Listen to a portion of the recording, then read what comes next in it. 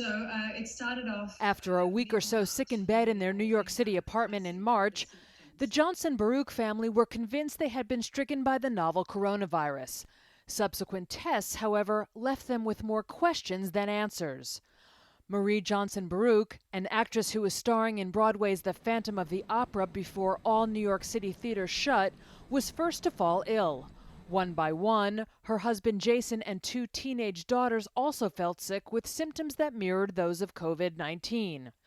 They called New York State's Department of Health coronavirus hotline to see if they could get tested, but were advised to recuperate at home unless they got very ill. By April, when they finally felt better, they found a location where they could get tested for the antibodies the immune system produces to fight the virus, hoping it would tell them if they had indeed suffered from COVID-19.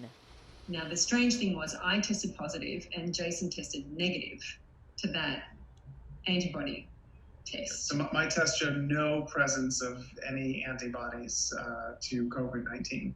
Later that month, about 6 weeks after they first called the state's coronavirus hotline, and a good month after their symptoms had passed, they got a call back saying they could be tested for the virus itself. Once again, the results surprised them. Johnson Baruch, her husband, and their younger daughter all tested positive for the virus, but their older daughter tested negative for COVID-19. After all the testing, the family felt frustrated by several lingering questions. Were they still in some sense sick? Could they still infect others? The reality is it's been very hard getting definitive answers from anyone, and no one's really willing to put themselves on the line and say, hey, you're home free, you have antibodies, or you're still contagious. No one really wants to tell us definitively anything. Dr. Danielle Umpad is an epidemiologist at New York University School of Global Public Health. When you're getting equivocal answers or perhaps unsatisfying answers from your physicians, it's not because they're trying to be difficult or they personally don't know. It's because science does not know whether or not antibodies means that you're immune.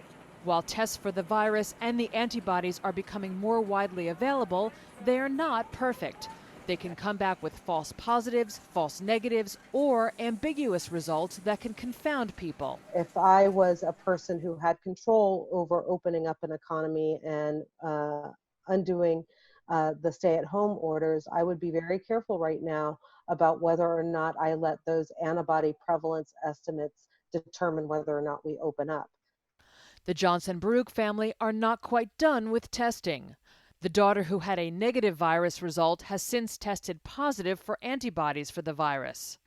Jason Baruch is also seeking a second antibody test.